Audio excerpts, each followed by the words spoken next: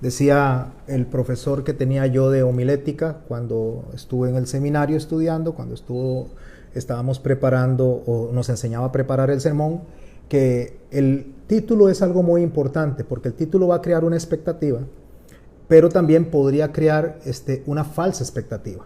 Por lo tanto, si yo hubiera puesto solamente la marca de la bestia y lo dejo ahí, podría crearse la expectativa que la mayoría de las personas esperan que se hable de conspiración, espera que se hable de una serie de elementos que están por acabar y destruir el mundo, se espera que se hable de miedo, de todas estas cosas. Pero cuando yo le pongo el apellido sin especulación o sin sensacionalismo, es para que esa expectativa negativa se quite y entonces podamos ver el texto tal y cual debe de analizarse, como lo vieron las personas que lo leyeron en el primer siglo. Bueno, cuando hablamos de un abordaje del Apocalipsis sin sensacionalismo, debemos de entender qué significa la palabra sensacionalismo. La palabra sensacionalismo es producir emoción en el ánimo por medio de sucesos o de noticias. Repito, producir emoción en el ánimo. ¿Qué es el ánimo? Cuando usted escucha que se le dice a una persona que anda desanimado o desanimado, ¿qué es lo que entendemos nosotros? Una persona triste. Pero la palabra literalmente significa un alma caída, porque ánima es el alma y el desánimo es el alma caída, o sea, el alma rendida, el alma sometida, el alma en una posición en la cual ha perdido toda esperanza. Eso es desánimo. Desánimo es el alma rendida. Cuando nosotros entendemos justamente que el alma es lo que nosotros somos, la esencia de nosotros no somos cuerpos con alma, no, nosotros somos un alma a la cual se le puso un cuerpo, y ese cuerpo es el que permite que nos desplacemos mientras vivamos en este lado de la eternidad, en este lado del cielo. Entonces, cuando decimos que el sensacionalismo es producir emoción en el ánimo, es agarrar la parte humana, la parte que producen se produce a través de nuestras debilidades, eso que nos ata a la tierra, y manipular el alma a través de eso. ¿Por medio de qué? Por medio de sucesos y por medio de noticias. Por lo tanto, vamos a hacerlo sin eso, sin sensacionalismo y sin especulación y sin emociones que nos manipulen nuestros sentimientos. Primero vamos a hablar un poco de cuál es el propósito del Apocalipsis. El Apocalipsis no podemos tomarlo nosotros como la mayoría de las personas lo toma, y digo la mayoría, no como crítica, sino como una realidad, para causar miedo, para mover esos estados de ánimo, como para que las personas busquen a Dios en el momento que están asustados, porque Dios no quiere eso de usted ni de mí. Dios no quiere que lo sigamos por miedo. Eso sería totalmente distorsionado al carácter de Dios. Dios no quiere que las personas le obedezcan por miedo. Eso es como que la persona que roba deje de robar por miedo a que lo metan preso. O eso es algo así como que una persona que no quiere adulterar, no adultere solamente para que no lo descubra su esposa. O una persona no asesine para que no lo manden a una condena perpetua, una cadena perpetua, o que lo manden incluso a la silla eléctrica. Eso sería totalmente contrario al carácter de Dios.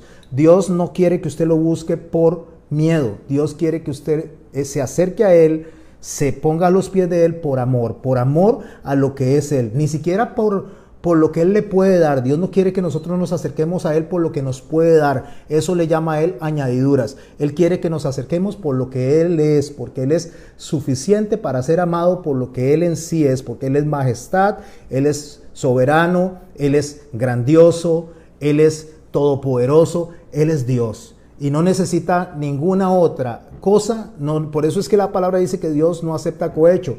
Dios no se vende. ¿Y por qué Dios no se vende? Porque no necesita venderse, porque Él es soberano, Él es el creador, Él es el dueño, Él es el absoluto. Por lo tanto, si usted y yo lo seguimos, no lo seguimos por miedo. Este mensaje del Apocalipsis que está puesto ahí es un mensaje completamente positivo.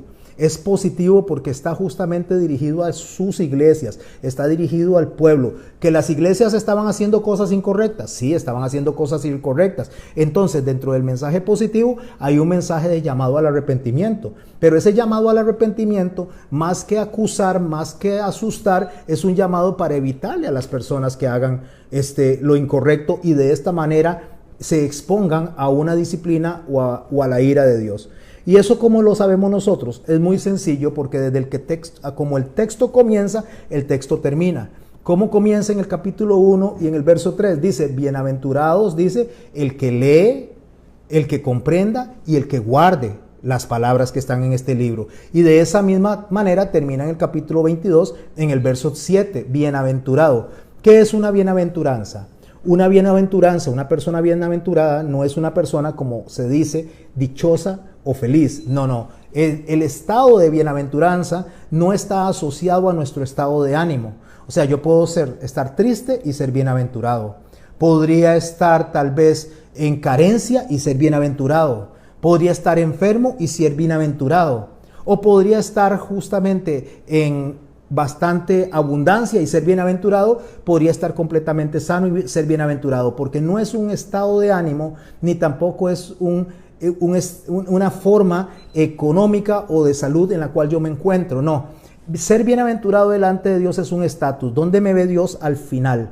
Ser bienaventurado es vernos allá al final, cuando el Señor nos diga a nosotros, venid, benditos de mi Padre, entrad en el gozo de su Señor. Eso es una bienaventuranza. La bienaventuranza no tiene que ver con nosotros, tiene que ver con Dios y con su carácter. Es la promesa que Dios sostiene en Él y en su Hijo. Entonces no depende de cómo soy yo, no depende de lo que yo tenga, ni depende de mi estado de ánimo. La bienaventuranza es donde me pone Dios, y ahí es donde me pone Dios cuando empiezo a leer el libro del Apocalipsis. Dice, bienaventurados los que leen. En el momento que yo empiezo a leer, el Señor me empieza a decir que me pone un estatus delante de Él. ¿Por qué? Porque si yo comprendo el libro, que es en donde radica la bienaventuranza, y guardo lo que el libro dice, entonces me voy a ver delante de Dios en una posición en la cual Dios me ve a mí, no como yo me veo.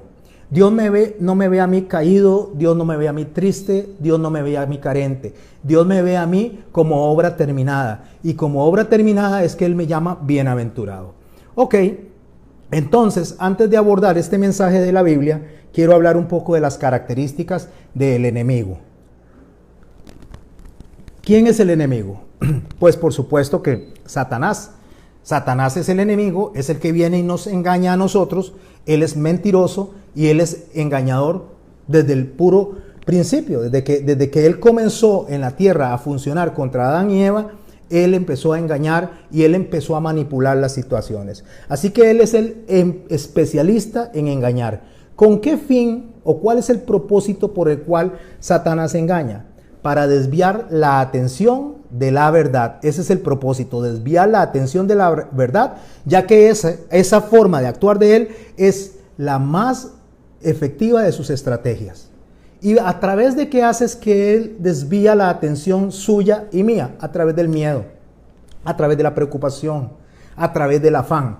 ¿Por qué? Porque nosotros fuimos hechos para adorar, fuimos hechos para adorar a Dios. Nosotros desde el momento en que fuimos creados como humanidad, el propósito principal que tenía era que Dios tuviera comunión con nosotros y nosotros comunión con Dios. Y usted y yo, a veces nos es difícil adorar cuando estamos con miedo, cuando estamos preocupados, cuando nosotros tenemos todas esas cargas que nos llevan en el día a día. Entonces nos acercamos a orar, pero nos acercamos a orar desanimados, con el ánimo caído, que es lo que acabamos de decir. Así que cuando yo analizo eso, ¿qué era lo que pretendía Dios a través justamente del libro del Apocalipsis dirigido a esas iglesias? Iglesias que estaban en un estado de persecución, iglesias que en ese primer siglo estaban siendo decapitadas, estaban siendo asesinadas, estaban siendo aserradas, estaban siendo perseguidas, encarceladas. Todo eso estaba sucediendo. Entonces Dios viene y presenta a las iglesias, justamente que es la audiencia, les presenta el libro del Apocalipsis.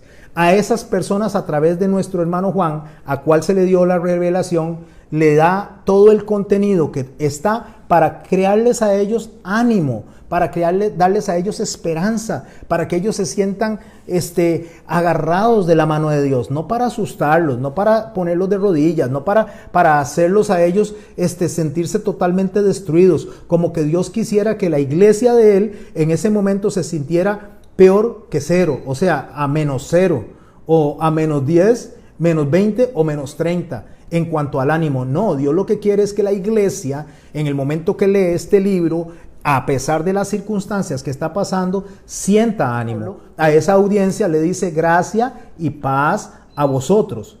Cuando inicia el Apocalipsis, empieza así: gracia y paz a vosotros. ¿Qué es gracia? Es un don inmerecido. Por lo tanto, lo que Dios nos da a través de este libro es algo que no merecemos.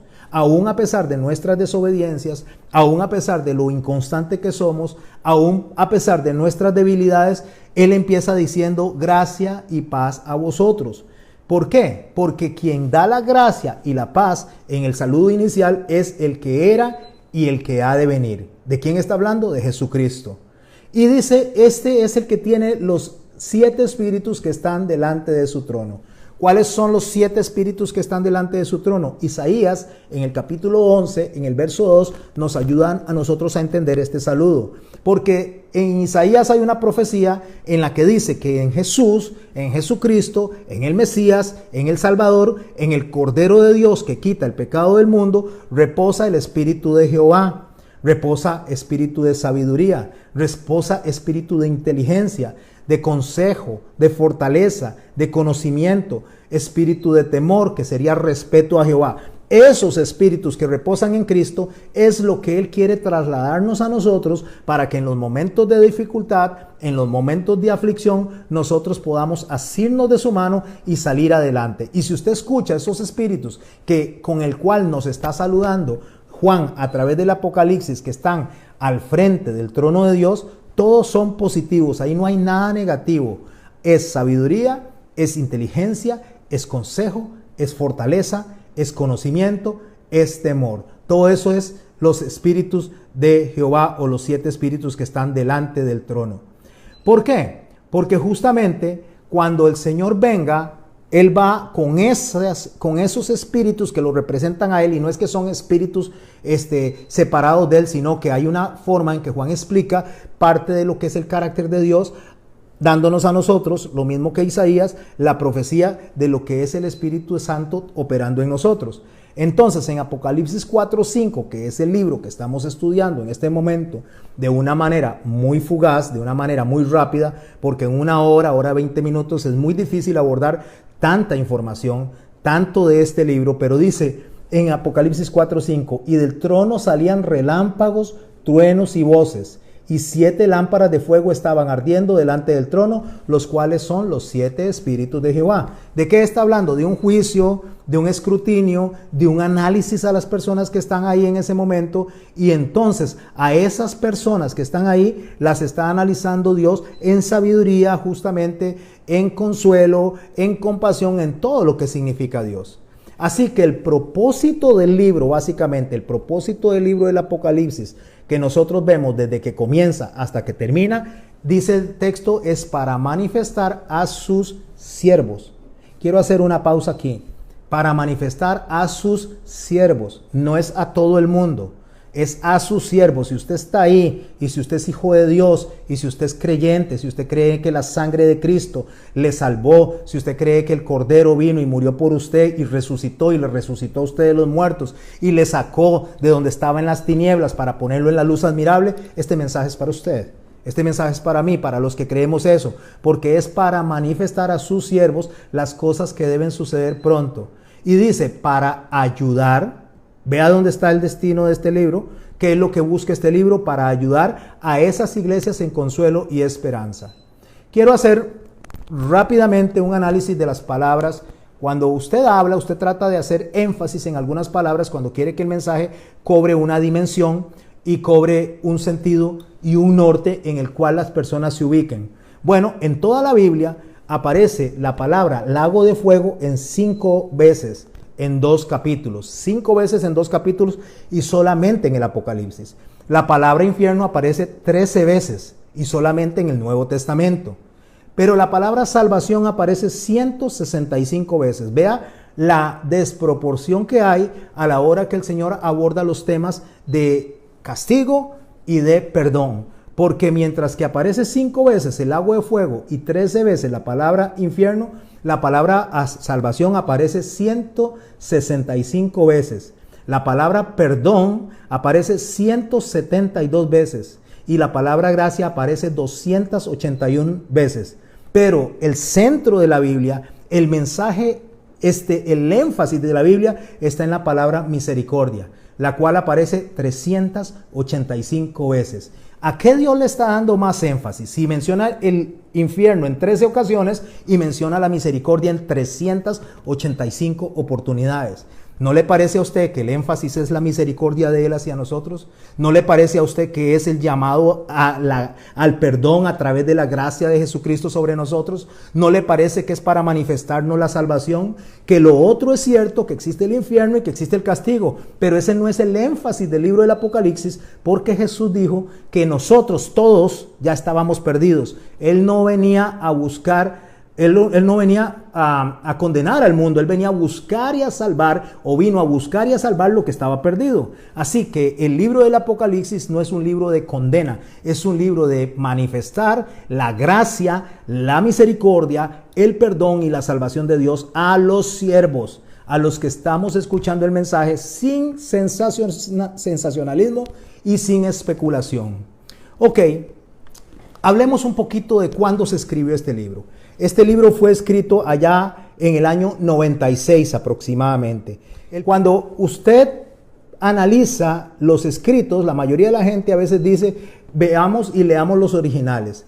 No existen textos originales, todo lo que existe son copias. No existe el texto del emanuente. ¿Quién es el emanuente? El que escribió con su mano. No existe la autógrafa. ¿Qué es la autógrafa? De la persona que dictó probablemente el libro a un escriba y este lo escribió. No existen ni autógrafas ni existen los textos de los emanuentes. No existen, solo existen copias. Y las copias, entre todas las copias, la copia más cercana a la iglesia del primer siglo encontrada, o sea, la más antigua para nosotros y la más nueva para ellos, es el libro del Apocalipsis, que se encontró con un manuscrito del año 145 después de Cristo. Si fue escrito en el año 96 y entonces viene Juan y muere en el año 101, estamos hablando que está muy cerca del texto original. Por lo tanto, es un libro que nos habla a nosotros de los acontecimientos que estaban dándose en ese momento. ¿Cuándo fue escrito y cuándo es ese momento en que fue escrito? Fue escrito durante el dominio romano durante el imperio gobernado por el emperador Domiciano. Domiciano gobernó entre el año 81 y el 96 y era hijo de Vespasiano, justamente, y hermano de Tito Vespasiano. Yo no sé si usted conoce la historia, pero Tito Vespasiano fue el que fue en el año 70 y destruyó el templo de Jerusalén. Este hombre era hermano de ese hombre que destruyó el templo de Jerusalén en el asedio romano del año 70. E hijo de Vespasiano, quien gobernaba en ese momento. Este es el que está al mando del imperio romano cuando Juan está preso en la isla de Patmos. Ahí es donde él está escribiendo eso. A este señor, a Vespasiano, se le conocía como la bestia, lo mismo después que a Trajano y después que a Adriano.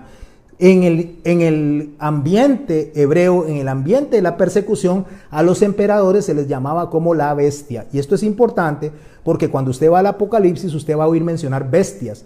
Y las bestias que se mencionan ahí están hablando no de un individuo, sino de un sistema de pensamiento que se parece al sistema de pensamiento del primer siglo, que se parece al sistema de pensamiento que Daniel en el capítulo 7 y el capítulo 8 describe también como las bestias. Bueno, esta bestia, cuando hacía las cartas y se las mandaba a sus súbditos o las mandaba al pueblo, escribía así: vuestro Dios, vuestro Señor y Dios manda. ¿Por qué? Porque él decía que él era Dios y que él era el Señor, que él era el Todopoderoso y que así se comunicaba. Y de esa manera le decía a los súbditos que se debían de dirigir hacia él: mi Señor y mi Dios. Bueno, resulta que los cristianos de la época, los creyentes de la época, no podían aceptar eso porque eso era una herejía, era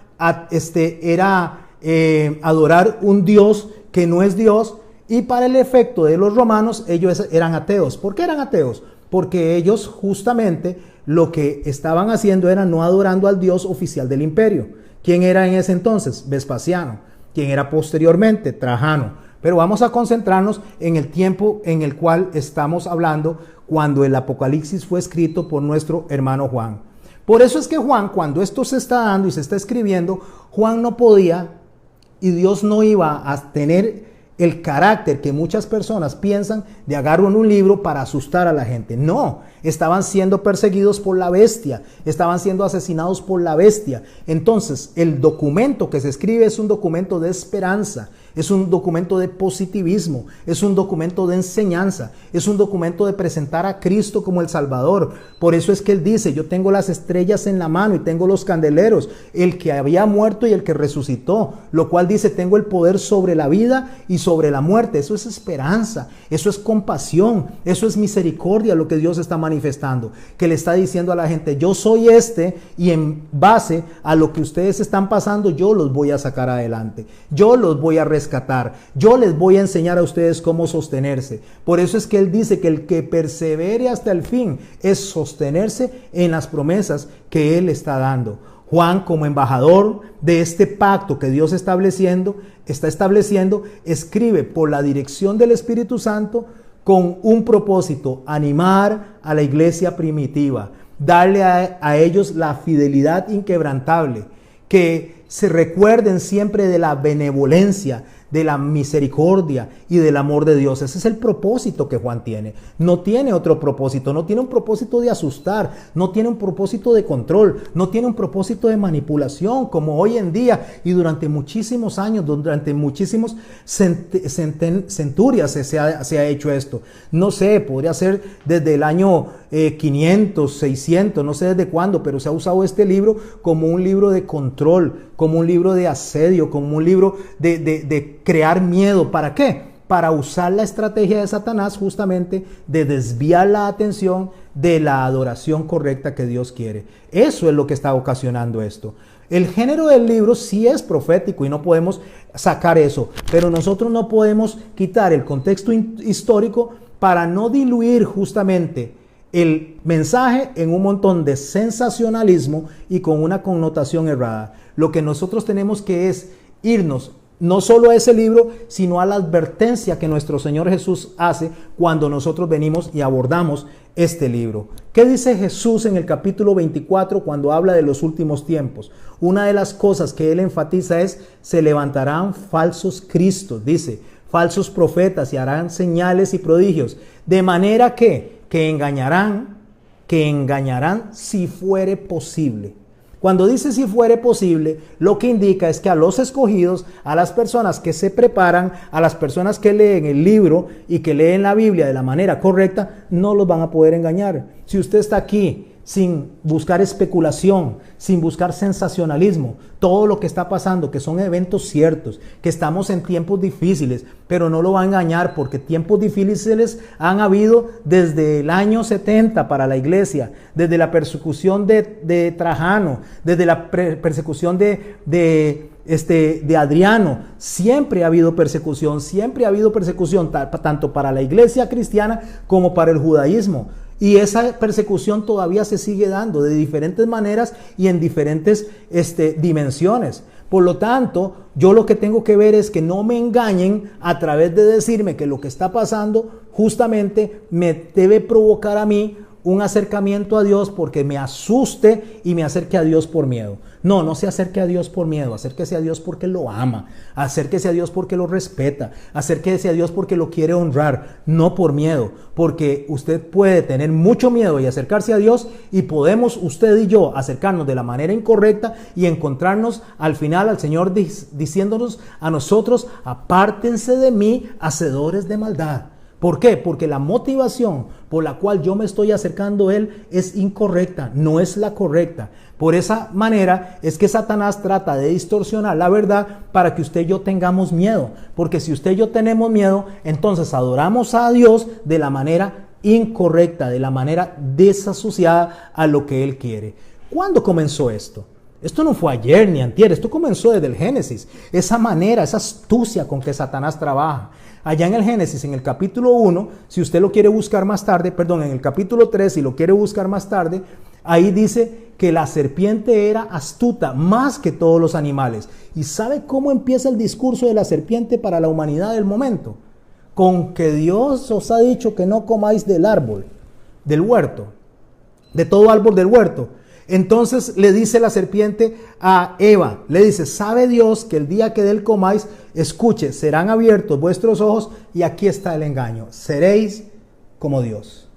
¿Por qué? Porque ese es el engaño, porque nadie puede ser como Dios. Nosotros podemos ser semejantes al carácter de Cristo, podemos ser semejantes al carácter de Dios, pero ser como Dios, nadie, ni siquiera Satanás. Satanás fue arrojado justamente del cielo por esa misma razón. Pero el hombre que cuando escucha el mensaje que le gusta, el mensaje que le da poder, el mensaje que lo pone en una posición como de control, donde él puede dictar su vida, puede dictar la vida de los demás, entonces este hombre, viciado por la influencia de Satanás, empieza a aceptar ese mensaje y dice, esto es lo que yo quiero, esto es lo que me gusta, y empieza a verse engañado por las palabras del enemigo. Eso le pasó a Eva. Eso le pasó a Adán. Por eso la palabra, ahí mismo en el capítulo 3 de Génesis, nos enseña a nosotros que la mujer vio que el árbol era bueno para comer. ¿Cómo se dejó llevar? Se dejó llevar por lo que le parecía bueno, no por lo que Dios le había dicho. Y no solo era bueno para comer, sino que era agradable para los ojos. Era codiciable para alcanzar sabiduría. Dice, con esto voy a ser como Dios. Con esto me voy a parecer a Dios. Con esto voy a alcanzar el propósito que ella en su interior, por haberle puesto oído al consejo de Satanás, se le distorsió el mensaje y en ese momento empezó a caminar diferente a lo que Dios le había dicho a ella. Porque Dios en ningún momento le había dicho a ella que no tocara de todos los árboles, sino que solamente de uno no podía tocar, de todos los demás sí. Bueno, resulta que ella tomó de ese fruto, lo comió y lo dio. ¿Cómo hace el ser humano cuando viene y coge un mensaje como el libro del Apocalipsis? Cuando toma un mensaje de la forma incorrecta, lo toma, lo come, o sea, lo aprende, lo absorbe y lo reparte a los demás. ¿Cómo lo reparten? De la manera incorrecta, no de la manera que Dios estableció que fuera. ¿Y a quién le dio? A su marido. A ese le dio. Y adivinen qué pasó con su marido. Yo no sé si ustedes sabían esa historia. No sé si alguien aquí de todos los que están saben la historia. ¿Qué hizo el marido? Comió. Atendió lo que ella le dijo y comió eso. No se fue donde Dios y le dijo, Dios, mira, ¿cómo está esto? Esta mujer me está diciendo que tome de esto. En vez de consultar a Dios, él viene y le atiende a lo que la señora le estaba diciendo a él en ese momento. Y no es que sus esposas no tengan un buen consejo, pero el buen consejo de la esposa o el buen consejo del esposo debe ser a la luz de la Biblia. Si el uno o el otro da un consejo alejado de la Biblia, ese consejo, sea del uno o del otro, o de la otra, mejor dicho, en este caso, sea cualquiera de los dos, ese consejo, si está no apegado a la Biblia, nosotros no tenemos por qué seguirlo, ni nosotros no tenemos por qué atenderlo, porque nosotros no estamos llamados a hacer cosas que vayan en contra del carácter de Dios, porque Dios está por encima de todos y por encima de toda la humanidad, porque Él es Dios, nosotros somos las criaturas, nosotros obedecemos y Él ordena. Bueno, entonces vino ella y le dio a su marido y desde el principio ya nosotros tenemos este problema. ¿Qué fue lo que pasó ahí? Las emociones fueron manipuladas por la especulación y por el sensacionalismo. Vas a ser como Dios, le dice. Vas a ser como Dios. Por eso es que Pablo en 2 Corintios, en el capítulo 11, en el verso 3, nos hace a nosotros una advertencia acerca de nuestras emociones. Cuando la mayoría de las personas abordan el libro del Apocalipsis, lo abordan por amarillismo. Eso es como un famoso periódico que anda aquí en el país.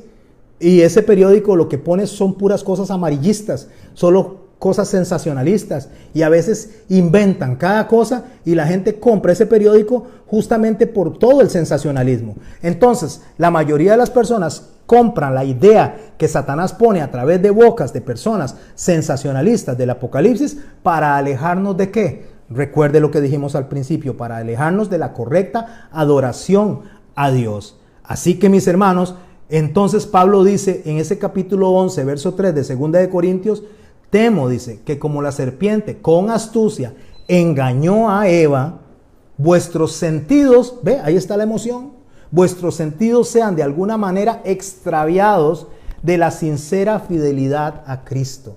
¿Extraviados de qué? De la sincera, correcta y fiel adoración a nuestro Señor Jesucristo. Eso es lo que Satanás quiere. Satanás sabe que no puede quitarle a Cristo a alguien que Él ha salvado. Él sabe que no puede quitarle a Cristo a alguien que Él ha sellado con su sangre y que ha sellado con el Espíritu Santo. El Señor dijo, de los que me diste, ninguno perdí, y eso lo incluye a usted y me incluye a mí. Pero sí puede desviar la adoración. Sí puede traernos a nosotros lo mismo que trajo en ese momento. Trajo engaño para quitarle el gozo de la adoración en su momento a Adán y en su momento a Eva. Pero por eso el Señor Jesús continúa advirtiéndonos en el capítulo 24 del libro de Mateo. Dice Jesús así, mirad que nadie os engañe, hablando de los últimos tiempos. Y oiréis de guerras y rumores de guerras, y mirad que no os turbéis. Déjeme decirle que hay guerra en el mundo.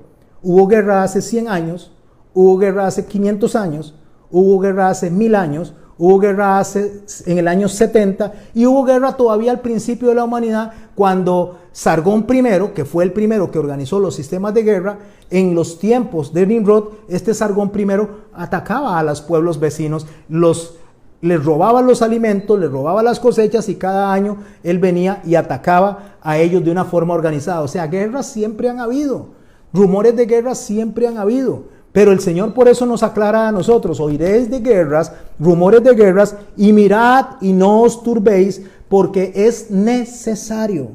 Usted y yo sabemos lo que significa la palabra necesario.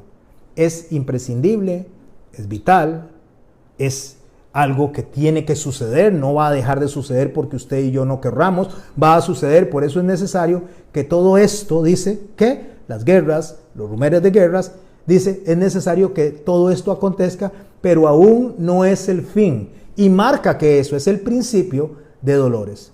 Ok, ¿qué entiendo yo con principio de dolores? Si yo agarro el texto y leo principio de dolores, ¿qué entiendo yo por principio de dolores? ¿Es para asustarme? ¿O qué pretendía el Señor decirme a mí con esa expresión que todo eso que está pasando es principio de dolores? ¿Qué esperaba que usted y yo entendiéramos en esa frase, que todo lo que acontece es principio de dolores? ¿Que nos diera miedo? ¿Que nos asustara? ¿Que nos recluyéramos o nos metiéramos debajo de una cama? ¿Que nos pusiéramos y nos tapáramos tal vez con un casco para que no nos caiga nada? ¿Que nos metamos en una cueva? ¿Eso era lo que Él esperaba que sucediera? No. Para que usted y yo entendamos lo que el Señor quiere decir cuando dice principio de dolores, tenemos que irnos a Juan, el capítulo 16, y vamos a hablar del verso 20 al 24, para poder ver la idea que hay ahí. El Señor en el Juan, en el capítulo 16, iniciando en el 20, dice así, de cierto os digo que vosotros lloraréis y lamentaréis, y el mundo se alegrará. ¿De qué está hablando Él? De su crucifixión, de su asesinato, de lo que pretendían hacerle a Él. Entonces le dice a sus discípulos, ustedes con lo que va a pasar, dice, van a llorar, se van a lamentar, y el mundo se va a alegrar por eso. Pero aunque vosotros estéis tristes, dice, vuestra tristeza se convertirá en gozo. Ahí viene la bienaventuranza, ahí viene el estatus, vuestra tristeza se convertirá en gozo. Y nos empieza a hablar del principio de dolores. ¿Cómo? De esta manera, en el verso 21, recuerde que estoy en Juan capítulo 16, apúntelo y escudriñelo más tarde. La mujer, cuando da a luz, tiene dolor, porque ha llegado su hora. ¿Cuál hora? De tener un bebé. Ha tenido 9 meses de embarazo, ha tenido 9 meses de fatiga, 9 meses de pies hinchados, pies llenos tal vez de cansancio, su espalda totalmente que le duele, todo ese que ha enfrentado la mujer durante 9 meses, y se acerca a las labores de parto. Entonces dice que la mujer da a luz, tiene dolor porque ha llegado su hora. ¿Cuál hora? De tener el bebé. Pero ahí viene la comparación de lo que el Señor nos dice que es el principio de dolores. Pero después que le ha dado a luz a un niño, se está refiriendo a Él, se está refiriendo a Él cuando Él venga por nosotros, refiriéndose a Él cuando Él venga por su iglesia, refiriéndose a Él cuando Él venga a no dejarnos seguir sufriendo o ir más allá de lo que podamos resistir. Entonces, cuando dice ha dado a luz al niño, ya no se acuerda de la angustia. Dice, por el gozo de que haya nacido un hombre en el mundo. También vosotros, dice, ahora tenéis tristeza, pero os volveré a ver, y se gozará vuestro corazón, y nadie quitará vuestro gozo. ¿Qué es lo que está diciendo? De la misma manera que la mujer ha experimentado los dolores de parto, yo les voy a traer gozo cuando venga. Cuando nace el bebé, en este caso cuando Él viene por nosotros, cuando Él viene a darnos el rescate, cuando Él viene a abrazarnos, todo lo que ha pasado se nos va a olvidar.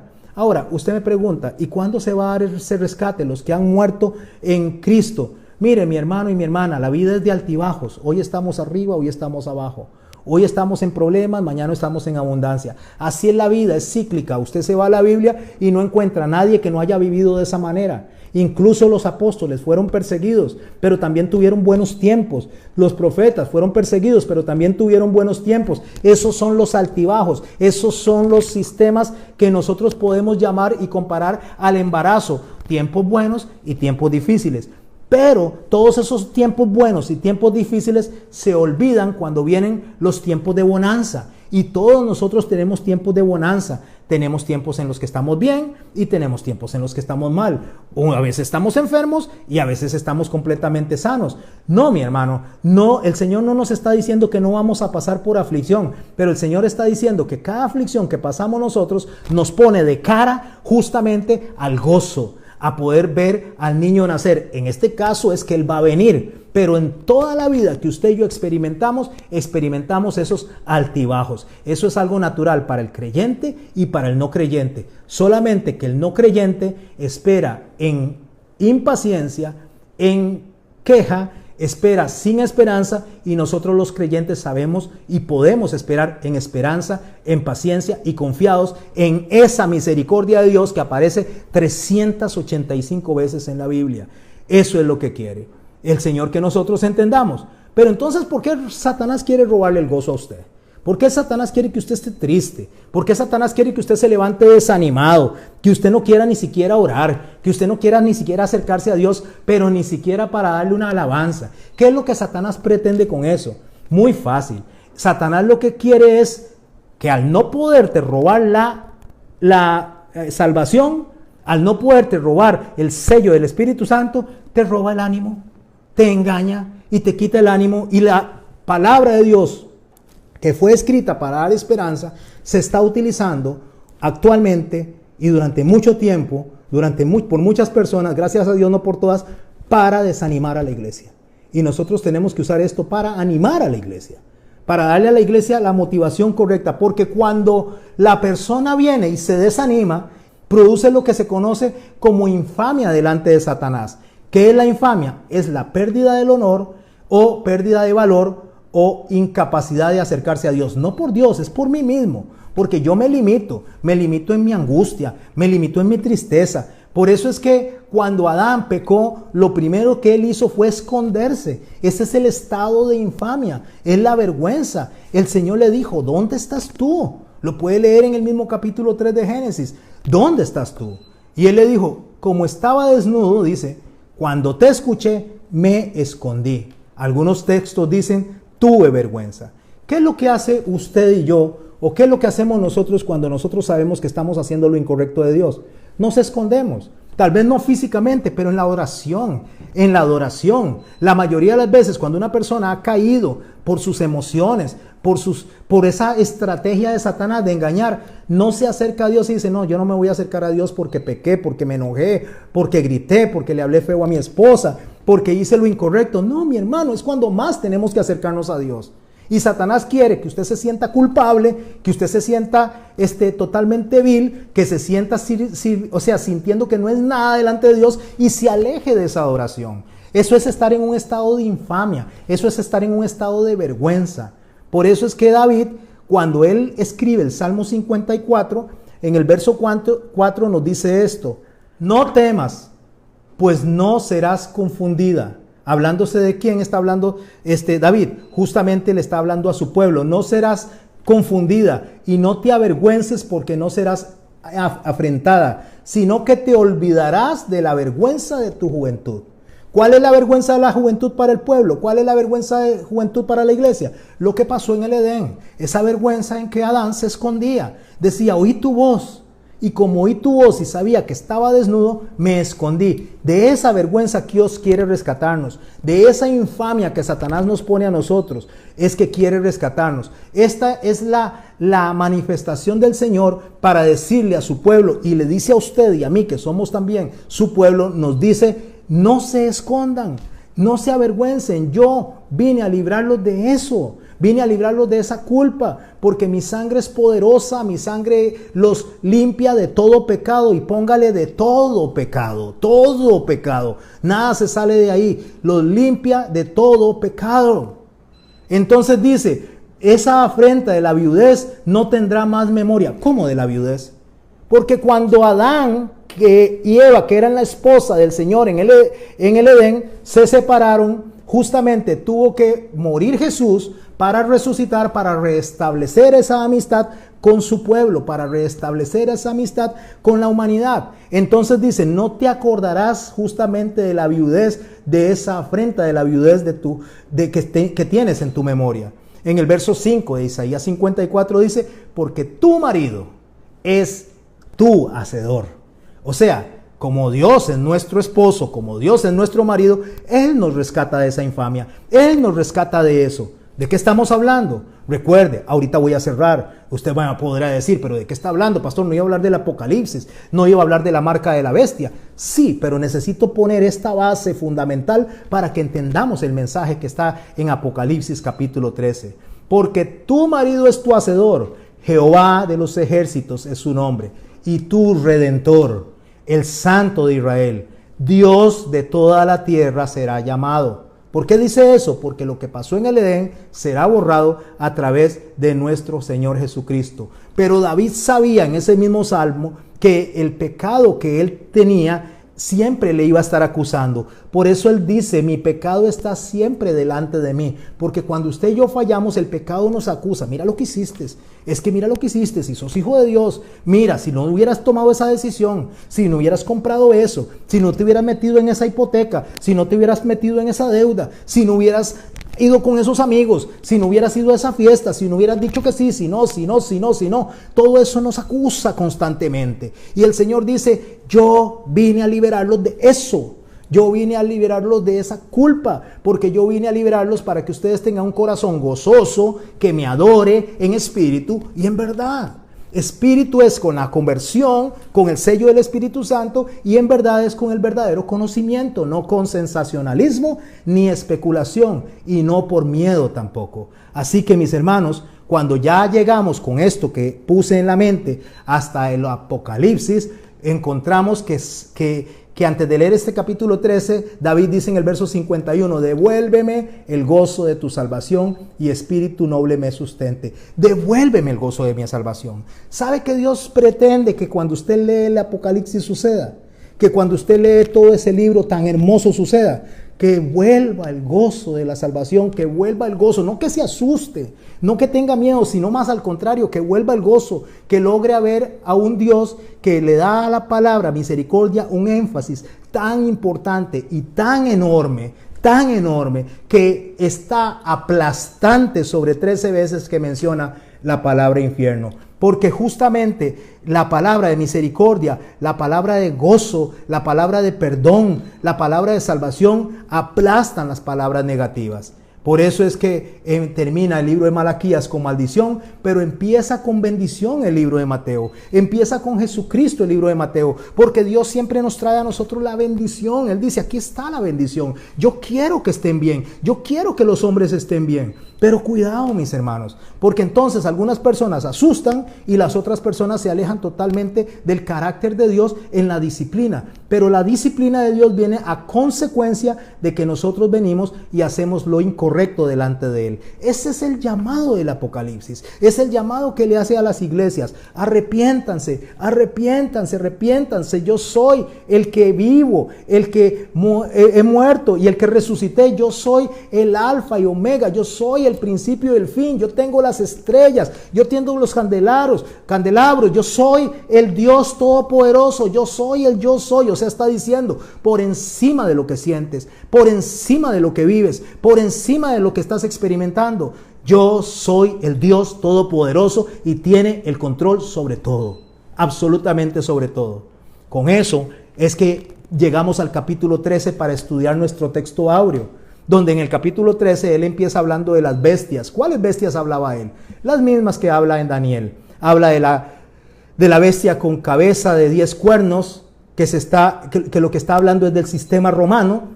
Otro día lo podemos hablar, no tenemos tiempo para abordar eso hoy. Habla del leopardo, que habla del sistema griego, de la cultura, de la forma en que Grecia había invadido casi todo el mundo conocido a través de Alejandro Magno.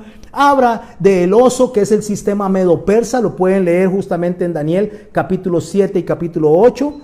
Habla del león, que es Babilonia en la parte económica, cómo controlaba el mundo. Estas bestias que él está mencionando, estos sistemas de pensamiento, esos sistemas políticos de manipulación, estos sistemas de gobierno es con lo que inicia Apocalipsis capítulo 13.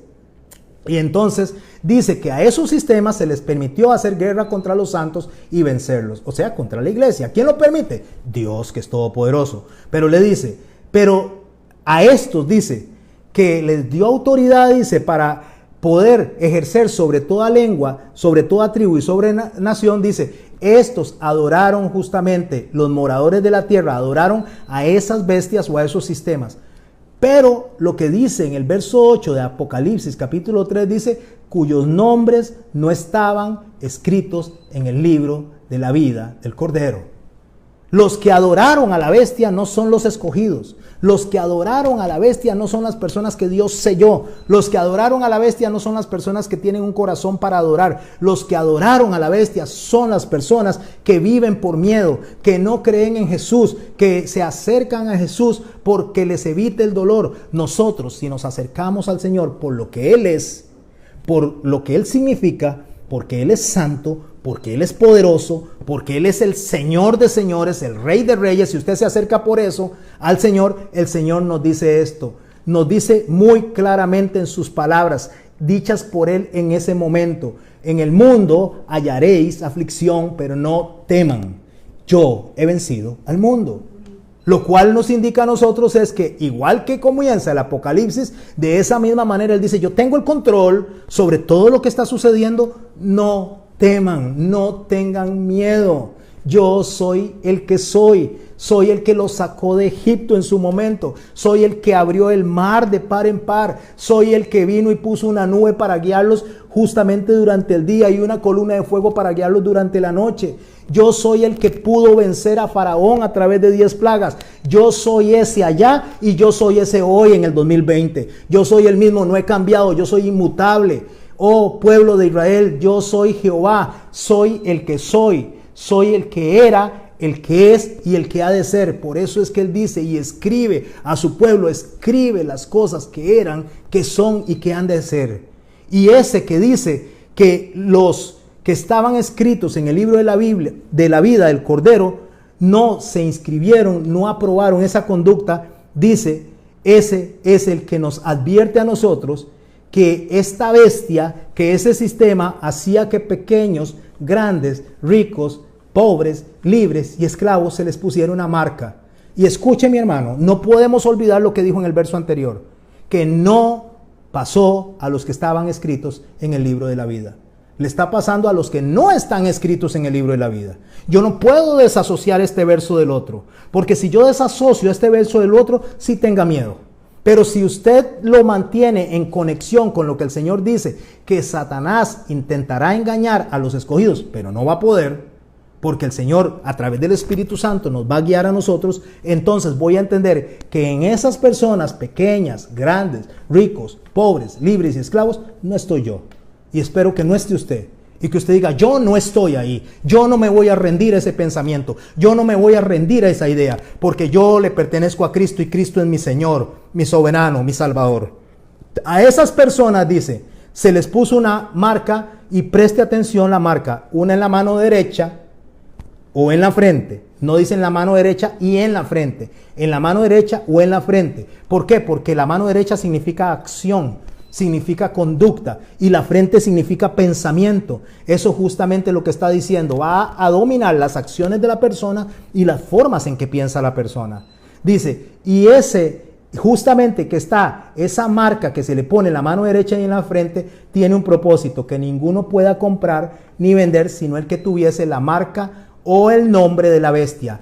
Decir el nombre de la bestia es la autoridad de la bestia, lo cual significa que Dios nos va a guardar a nosotros como guardó al pueblo de Israel en Egipto durante las plagas, en un Gosén. Cuando caían muertos todos los animales de los egipcios y caían ellos enfermos, en Gosén, donde estaba Israel, no estaba pasando nada. Dios lo estaba protegiendo, estaba en medio de, y Dios lo estaba protegiendo. Y ese Dios de Egipto es el mismo Dios que te está hablando hoy a través de esta boca de una persona que no merece estar hablando de él. Pero 385 veces me dice la Biblia que Él tiene misericordia de mí para que les hable de esto. Y Él tiene misericordia de usted para que usted lo escuche. Y para que usted entienda y comprenda que no tiene que tener miedo, que tiene que tener paz, que tiene que tener confianza, que estamos en la mano del hacedor de vida, del que tiene todo el poder sobre los cielos y en la tierra y aún debajo de la tierra, porque hasta Satanás tiene que pedirle permiso para hacer algo. Y ese Dios Todopoderoso dice, los tengo en el hueco de mi mano. Los tengo a ustedes asegurados, los tengo protegidos. Y si aún en medio de su equivocación se desvían un poco, hay un abogado para con usted y conmigo, Jesucristo el justo, que llegue y le dice al Padre, yo morí por estos. Aunque se están equivocando, yo morí por estos, estoy hablando en sentido figurado. Y ese abogado justo, que es fiel, que es leal a sus promesas, va a encargarse de que usted y yo lleguemos a la meta, que lleguemos a ese proceso, porque Dios nos ve a nosotros como obra terminada, no como lo que estamos. Te sientes desanimado, estás triste y te viene la vergüenza delante de Dios, esa posición de infamia en la cual le pone Satanás. Usted no merece ser hijo de Dios, usted se equivocó, usted pecó, usted no tiene confianza en Dios, usted es esto, usted es esto, usted es esto. Y Dios le dice, usted es esto, pero ¿sabe qué? Por sobre lo que es usted, yo soy Dios. Amén. Por lo que es usted, por lo que es usted, yo soy el Cordero que quita el pecado del mundo. Y esa es una verdad que usted y yo no podemos eludir en nuestras mentes. Por eso es que dice que se le va a poner la marca de la bestia y el nombre, o sea, la autoridad de la bestia y el número, dice. Su número es ¿cuál? 666. Y no solo dice, aquí hay sabiduría. El que tiene entendimiento cuente el número de la bestia, porque es 666. Ok. ¿Qué entiendo yo ahora por 666? Por eso está usted sentado escuchándome ahí. Por eso está sentada escuchándome a mí. ¿Qué va a decir este pastor de eso? ¿Qué va a decir de la marca de la bestia? ¿Será que la tiene algún político? ¿Será que la tiene alguna persona que está en un puesto de eminencia en cuanto a la computación? ¿Será que la tiene algún gran médico? ¿O será que la tiene algún gran árabe? Ese es el que nos va a marcar con el 666. Yo no voy a venir a hablar de escuelas escatológicas, ni voy a venir a hablar de lo que las personas podrían creer o no creer, cada quien que crea en lo que quiere. Esa es la libertad de pensamiento que Dios nos da. Pero sí le puedo decir a los hijos de Dios que lo que le voy a decir ahora lo va a liberar de un pensamiento de opresión, de un pensamiento de manipulación, de un pensamiento especulativo, de un pensamiento que agarra la palabra de Dios para causarte miedo, para controlarte, y te va a hacer libre. Te va a hacer libre porque vas a adorar a Dios con espíritu y en verdad. Vas a adorarlo de la manera correcta, sabiendo que Dios debe ser adorado independientemente de las circunstancias que estén pasando en el mundo.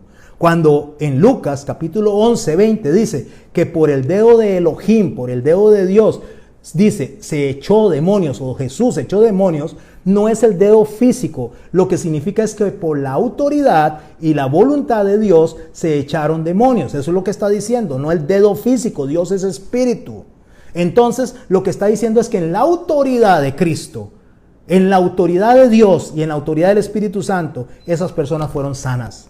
Esas personas fueron liberadas en la autoridad de Jesús. Entonces, en esa misma manera, ¿qué estaba pensando un judío o un griego cuando leía que el número de la bestia, recuerde, estamos hablando de Diocleciano, estamos hablando de Trajano, estamos hablando de Adriano, esas eran las bestias que ellos conocían en ese momento, que el número de la bestia, hablando de los sistemas de opresión que tenían en ese momento, se les va a sellar en la mano derecha y en la frente, cómo acciona y cómo pensiona. ¿Qué entendían ellos? Ellos no están entendiendo lo que usted y yo entendemos en la actualidad. Ellos estaban entendiendo lo correcto, porque esto era un mensaje de consolación y de esperanza para ese grupo de personas de ese momento. Estaban entendiendo de identidad. Estaban entendiendo que lo que le querían robar justamente a esas personas era la identidad. Lo mismo que le pasó a Daniel. ¿Qué le pasó a Daniel? Le pusieron otras ropas, lo hicieron eunuco, le enseñaron otro idioma, le decían cómo tenía que orar, querían robarle la identidad. Pero Daniel se propuso en su corazón no contaminarse, porque él era un escogido como usted y yo. Y si usted es escogido y yo soy escogido, y si nosotros los que estamos aquí y los que van a oír después este mensaje somos escogidos, Satanás va a tratar de engañarnos. Va a tratar, pero hasta ahí llega. No lo va a lograr. Porque entonces va a venir alguien con el mensaje correcto y te va a decir, este es el mensaje que Dios dejó. No es un mensaje de miedo, no es de manipulación, es un mensaje de control de las emociones. ¿A través de qué? De los espíritus de Dios que moran en nosotros, en el Espíritu Santo. ¿Por qué yo le digo eso? Porque ahora sí vamos a ir a la parte histórica para poder entender qué es lo que estaban ellos leyendo. ¿Por qué un robo de identidad? Déjeme contarle algo. En la antigua Roma, una de las características que ellos tenían era que todos los esclavos que capturaban en las guerras los podían adquirir justamente en eso, en las guerras, y los vendían en subastas públicas. Todos los esclavos, independientemente del que capturaban, lo vendían en una subasta pública. En esa subasta se separaban los esclavos dependiendo de lo que conocieran o dependiendo de las habilidades, dependiendo de las edades, dependiendo de los orígenes. Uno de los mercados de Trajano de esclavos los identificaban de esta manera. Y recuerde, Juan está escribiendo en ese tiempo. Y Juan está escribiéndole a esas personas. Y le dice, en los mercados de Trajano lo que hacían era que les ponían certificados, les ponían marcas o sellos, que eran tatuajes en la frente o en la cara, le ponían esos sellos, le ponían unas placas al frente que se les escribía esto para que los pudieran identificar los que lo iban a comprar.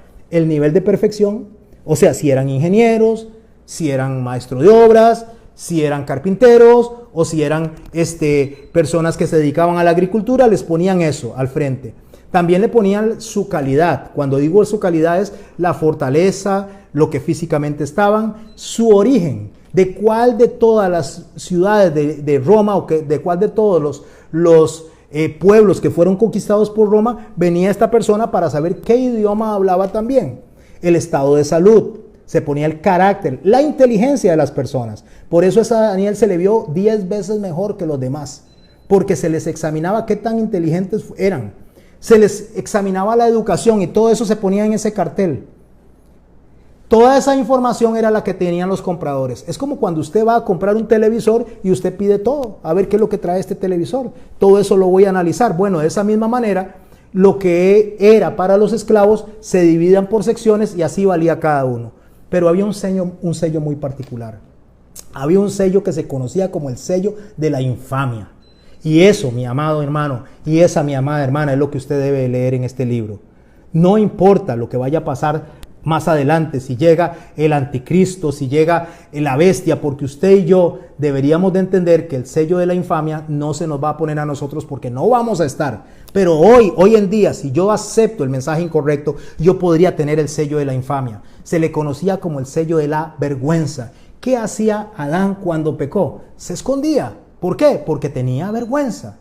¿Qué hace el ser humano cuando peca? Se esconde, no quiere orar, no quiere acercarse a Dios. ¿Por qué? Porque tiene vergüenza. Se le conoce como el sello de la infamia.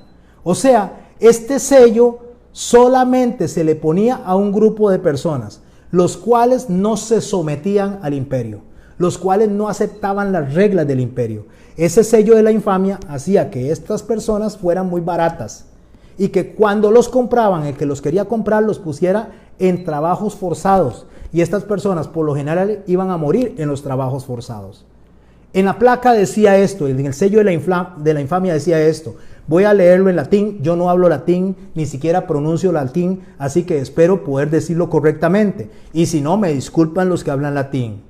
Tenemene, fusia et rebo, come adomum non, et vitenium, in acalisti. Lo que estaba diciendo es, deténganme si escapo y devuélvanme a mi dueño. Es el sello de la infamia. Eso se lo ponían a esos esclavos, a los que no se sometían al imperio de una manera voluntaria. Los ponían para sellarlos. Esos se vendían totalmente baratos. No valían nada en la sociedad. Valían menos que los esclavos que sabían las cosas, menos que los esclavos que tenían esas habilidades y esas capacidades. Ese es el sello que se le ponía en la frente y en la mano a estas personas. Cuando yo leo la Biblia, yo encuentro la palabra sello en 31 ocasiones. Para yo entender un poquito de eso, no voy a decir las 31 ocasiones, voy a decir 2 de esas 31.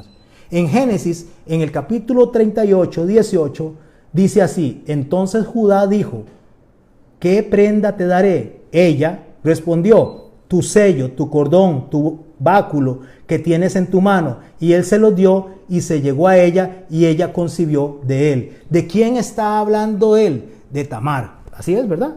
De Tamar. A veces me equivoco de los nombres. De Tamar. ¿Y qué le dio él? El sello para que ella supiera quién es él. ¿Qué le dio? La identidad. Eso fue lo que le dijo. Esta es mi identidad. Con esto me puedes reconocer. En Éxodo, en el capítulo 28, en el verso 36, de esas 31 ocasiones que se mencionan los sellos, le menciono otro más. Harás además una diadema de oro fino, grabarás en ella como grabadura de sello santidad a Jehová. Eso era dado a los sacerdotes, se les ponía en la mitra y al frente un sello de oro que decía santidad a Jehová. O sea, pensamos como Jehová. ¿Sabe lo que Satanás está buscando como sello? No está buscando algo físico. Está buscando algo que usted lo haga de manera voluntaria, cómo piensa, que usted esté de acuerdo con su doctrina, que esté de acuerdo con esa manipulación, que esté de acuerdo con ese engaño, con todo lo que está sucediendo. Eso no necesita invertir ni un 5. Usted lo único que necesita es decir, sí, estoy de acuerdo con eso. Estoy de acuerdo con eso, pero si va en contra del carácter de Dios, ya ese es un sello que no honra a Dios. Y cuando nosotros nos vemos que nuestra mente está afectada, que nuestra mente está puesta al servicio de Satanás, ¿qué nos trae si somos creyentes?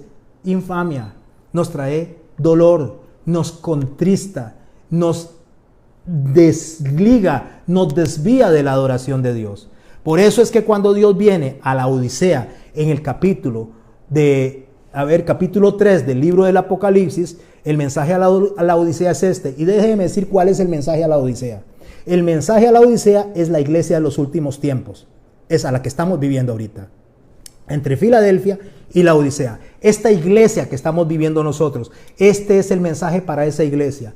Yo conozco tus obras, dice el Señor, que ni eres frío ni caliente. Hablando de decisión, no tiene convicción, no tiene decisión. Su mente no está concentrada en mí. Un día están en las cosas del mundo, otro día están en las cosas de los cielos. Un día me quiere adorar, otro día no me quiere adorar. Ese es el pensamiento de la iglesia de la Odisea. Es un pensamiento que se va dependiendo de las circunstancias y dependiendo del viento que lo empuje. Ojalá fueres frío o caliente, o sea, que la forma de pensar tuviera convicción. Y ahí es donde Pablo nos enseña a nosotros, para reforzar esto, allá en Efesios capítulo 4, cuando nos llama niños fluctuantes, o por lo menos a la iglesia de Éfeso, llevados por cualquier, dice, por doquiera de todo tiempo de doctrina, por estratagema de hombres que para engañar emplean astucia y artimañas del error, el engaño. O sea, lo que está diciendo es que hay personas que se dejan engañar, que se dejan convencer. Y si usted y yo somos uno de esos que queremos ver en la conspiración el elemento, el mensaje de Dios, debemos de salir de ahí, porque el mensaje de Dios es misericordia. El mensaje de Dios es compasión. El mensaje de Dios es amor. El mensaje de Dios es esperanza. Ese es el mensaje que Dios tiene para usted y para mí. Y continúo leyendo en el verso 16 de capítulo 3 de Apocalipsis, en el mensaje de la Odisea. Pero por cuanto eres tibio y no frío ni caliente, te vomitaré de mi boca. Porque tú dices, yo soy rico y me he enriquecido y de ninguna cosa tengo necesidad. Y no sabes que tú eres un desventurado, miserable, pobre, ciego y desnudo. ¿Cómo lo entiendo yo? ¿Cómo entiendo este mensaje cuando Dios le dice eso a la Odisea? Vámonos a preguntarle a Pablo de nuevo. Preguntémosle a Pablo, que nos da las bases para poder entender estas cosas.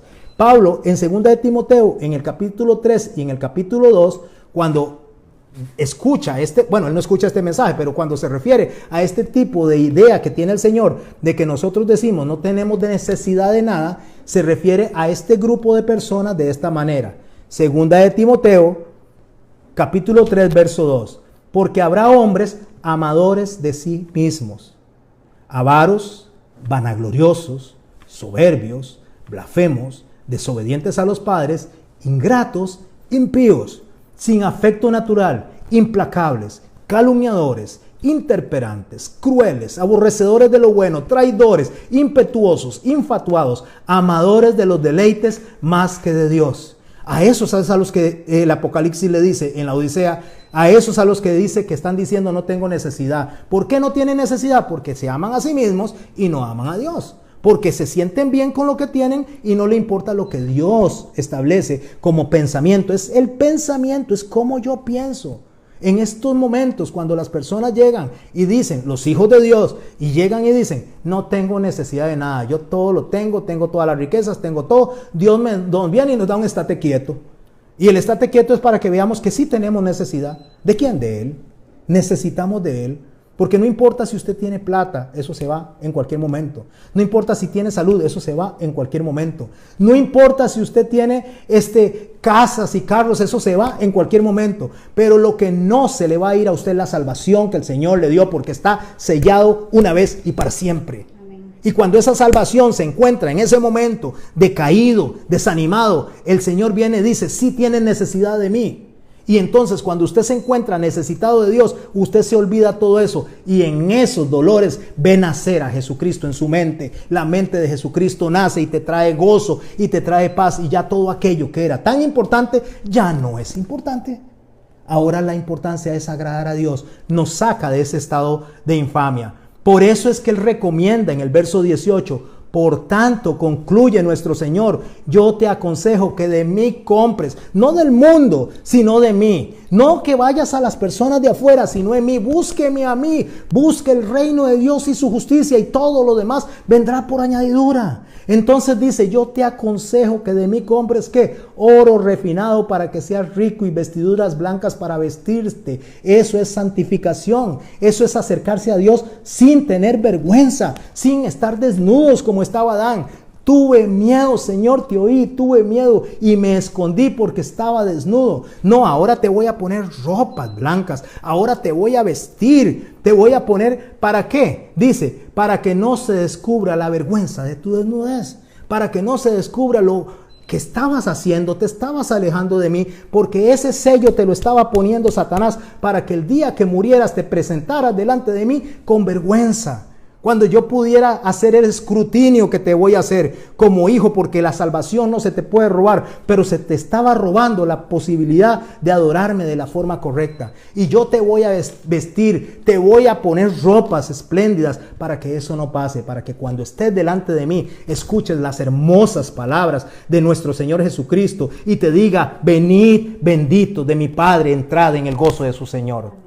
Eso es ser bienaventurado, eso es ser cubierta la vergüenza, eso es que el Señor nos ayuda a nosotros a presentarnos delante de Él como obreros que no tenemos de qué avergonzarnos. Y eso justamente es lo que yo debo de ver en este libro, que el sello del 666 está para los que no están escritos en el libro de la vida. Para usted y para mí, nosotros en medio de la aflicción vamos a adorar.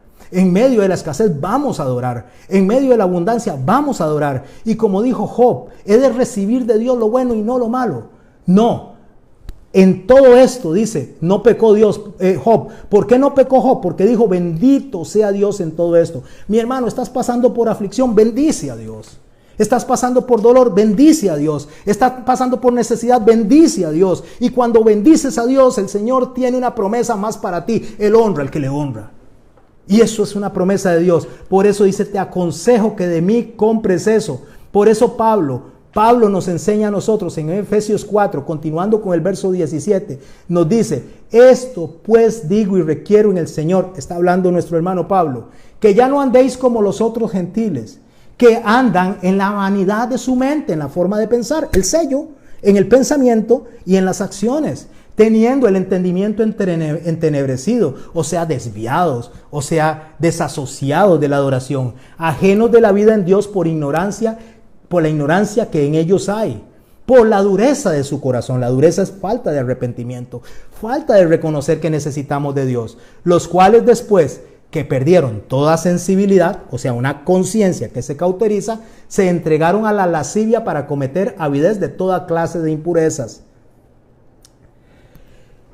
Mas vosotros no habéis aprendido así de Cristo. Ustedes, mis hermanos, ¿quién es hijo de Dios de los que me está viendo aquí? ¿Quién se dice yo soy hijo de Dios, yo soy hijo de Dios, yo soy siervo de Cristo, yo amo a Dios y yo entrego mi vida a Dios? Si usted es de esos, usted levante su mano, usted diga, ese soy yo, usted diga, este que está aquí va a servir a Cristo hasta la muerte y sea lo que sea, yo voy a entregarme a mi Señor Jesucristo. Diga, ese soy yo, el del que usted está hablando. Dice, ustedes no son si ustedes son de ese pensamiento, dice, ustedes no son de Cristo, pero si ustedes piensan como Cristo, dice, si en verdad le habéis, dice, oído, o sea, si de verdad ustedes conocen a Jesús, no que digan de boca, sino que en su corazón realmente lo conozcan. Dice, si en verdad le habéis oído y habéis sido por él enseñados conforme a la verdad que está en Jesús, dice, ¿en qué? En cuanto a la pasada manera de vivir, despojaos del viejo hombre que está viciado conforme a los deseos engañosos. O sea, aléjese de esa manera de pensar, aléjese de esa manera de vivir. Viva conforme a lo que Cristo. ¿Cómo? Renovando el espíritu de vuestra mente y vestidos del nuevo hombre creado según el Dios en la justicia y en la santidad de la verdad. ¿Sabe qué le continúa diciendo él a la iglesia de la Odisea? Después de que vimos esto que Pablo dijo en el verso 19, yo reprendo y castigo a todos los que amo. Mis hermanos, la iglesia de la Odisea no está en desesperanza. La iglesia de la Odisea, a pesar de que no son fríos y calientes, a pesar de que no tienen decisión, él les dice, yo reprendo y castigo a todos los que amo. ¿Qué hay ahí? Misericordia. ¿Cuántas veces aparece la misericordia en la Biblia? 385 veces. ¿Cuántas veces aparece la palabra infierno? 13 veces. ¿Cuántas veces aparece la palabra Gehenna? 5 veces. Repito, ¿cuántas veces aparece la palabra misericordia? 385 veces. Y escúchelo en estas palabras. Apocalipsis 3, verso 19. Yo reprendo y castigo a todos los que amo. Sí, pues, celoso y arrepiéntete. Sé pues celoso y arrepiéntete. Mi hermano, lo único que Dios pretende con este mensaje de Apocalipsis no es asustarnos, no es causarnos miedo. Es entender que Él es amor, que Él es misericordia. Y a nuestro arrepentimiento, a Él va a responder con perdón, con gracia. Y nos va a ayudar a poder sobrevivir en este caos en el que vivimos. Eso es justamente lo que Dios pretende. Por eso el Señor dice, buscadme, el que busca encuentra, el que busca me halla, búsquenme. Dice, y vengan a mí los que están cansados y cargados. Estás cansado, estás cargada, venga a Jesucristo. Ese es el llamado del Apocalipsis. Por eso Él dice, he aquí, verso 20 del capítulo 3 de Apocalipsis, he aquí, yo estoy a la puerta y llamo, si alguno oye mi voz y abre la puerta, entraré a él, cenaré con él y él conmigo. Al que venciere, a ese, al que venciere, le daré que se siente conmigo en mi trono, así como yo he vencido y me he sentado con mi trono, con mi Padre en su trono. ¿Quieres ser vencedor, mi hermano? Cambie la manera de pensar, no sea derrotista. ¿Se siente triste? No hay problema que se sienta triste, pero sea bienaventurado en esa tristeza. Sepa que esa tristeza no va a durar para siempre, porque cuando vengan los dolores de parto, ya sea que el Señor le llame a la presencia física o Él venga, ese dolor se acaba.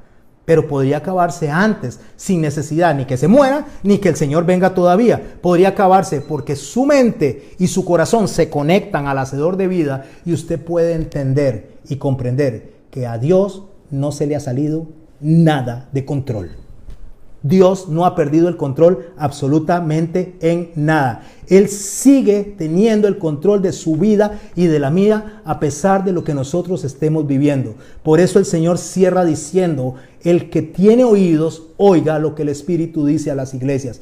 O sea, lo que está diciendo es, entienda lo que estoy diciendo. Yo lo que estoy diciendo no es que los estoy asustando, al contrario. Lo que les estoy diciendo es que yo era el que estuve muerto y ahora vivo. Yo soy el que estuve muerto, repito, y ahora vivo. Porque Pablo dice que vana sería nuestra fe si Jesucristo no hubiera resucitado. Porque si Él resucitó, lo resucita a usted y a mí aún en medio de este caos. Nos da vida, nos da gozo, nos da la paciencia, nos da la esperanza, nos puede dirigir. Por eso es que el Señor dice en Primera de Tesalonicenses capítulo 4, cómo usted y yo debemos de pensar cuando leemos este libro del Apocalipsis. Porque este libro del Apocalipsis está conectado a ese pensamiento que Pablo puso a los tesalonicenses. Tampoco, Primera de Tesalonicenses capítulo 4 verso 13, tampoco queremos, hermanos, que ignoréis acerca de los que duermen, para que no os entristezcáis como otros que no tienen esperanza. No, mis hermanos, una cosa es estar tristes y otra cosa es perder la esperanza. Usted puede estar triste, usted puede estar afligido, pero no pierda la esperanza. Porque la esperanza es lo último que un creyente pierde. No importa, jamás, jamás lo que se ve al frente. Detrás de lo que está viendo usted está el poderoso gigante, el que se levanta, el Rey de Israel, el Señor de señores, el que va a venir justamente sobre un caballo y dice en su lomo, Rey de reyes y Señor de señores. Ese es nuestro Señor Jesucristo, el que venció, el que está al frente del Padre, está atestiguando y está defendiendo su causa y la mía. Ese es nuestro Señor. ¿Y cuándo va a venir hoy? Él dice, porque el Señor mismo, capítulo 4, Primera de Tesalonicenses, verso 16, porque el Señor mismo, con voz de mando, con voz de arcángel, con trompeta de Dios, descenderá del cielo, dice, y a los muertos en Cristo resucitarán primero. Luego, nosotros los que vivimos, los que hayamos quedado, seremos arrebatados juntamente con ellos en las nubes para recibir al Señor en el aire. Y así estaremos siempre con el Señor. ¿Y sabe qué es estar siempre con el Señor? Eternamente. Por tanto, dice, alentaos los unos a los otros con estas palabras. Ahí no dice, cáusense miedo. Ahí no dice, asústense. Ahí no dice, regáñense. Ahí no dicen, desanímense. Ahí dice, alentados los unos a los otros con estas palabras. Yo espero en el nombre de Jesús que hoy usted esté recibiendo esperanza, aliento, confianza, fe, seguridad de que lo que usted está viviendo está bajo el control soberano de nuestro Señor Jesucristo, y que nuestro Señor Jesucristo nos dice a nosotros a través de Pablo que los que amamos a Dios, todas las cosas nos ayudan para bien. ¿Cómo cierra el Apocalipsis? Y con esto cierro este mensaje. ¿Cómo cierra el Apocalipsis? Cierra de esta manera en el capítulo 22, verso 16. Yo, Jesús, he enviado mi ángel para daros testimonio de estas cosas a las iglesias. Yo soy la raíz y el linaje de David, la estrella resplandeciente de la mañana. Y el Espíritu y la esposa, que es usted y yo, dicen, ven. Y el que oye, si usted está oyendo, debe causarle al Señor, cada vez que está viviendo lo que está viviendo, debe causarle decir, diga, ven. Y el que tiene sed, venga. Y el que quiera, tome el agua de la vida gratuitamente. Yo testifico a todo el que me oye las palabras de la profecía de este libro. Si alguno añadiere, dice, a estas cosas Dios traerá sobre él las plagas que están escritas en el libro. Y si alguno quitare de las palabras de este libro de la profecía, Dios quitará su parte en el libro de la vida. Y de la santa ciudad y de las cosas que están escritas en este libro. Y escuche cómo deseo cerrar el mensaje. El que da testimonio de estas cosas dice, ciertamente vengo en breve. En breve es inminente. ¿Sabe qué hizo Juan cuando dijo eso? ¿Sabe qué hizo Juan cuando vino y expresó ese final? Terminó así. Amén. Sí, ven Señor Jesús.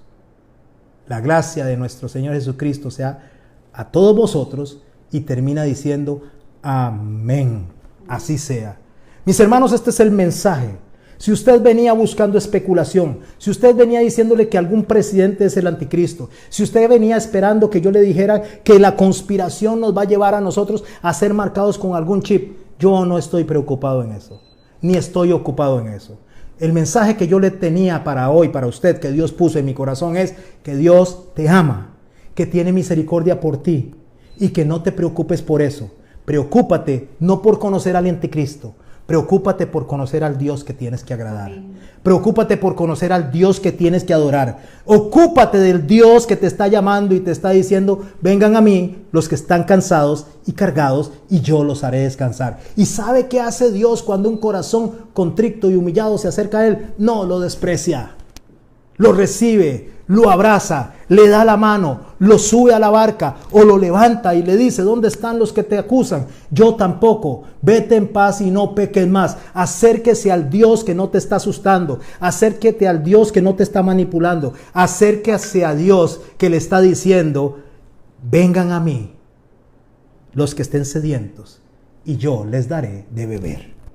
Gracias, mis hermanos, gracias por acompañarme. Disculpen por abusarme de su tiempo, pero este mensaje no puede quedar cortado, no puede quedar fraccionado, tiene que quedar completo, porque la marca de la bestia, sin especulación, sin sensacionalismo, te dice que Dios es bueno todo el tiempo.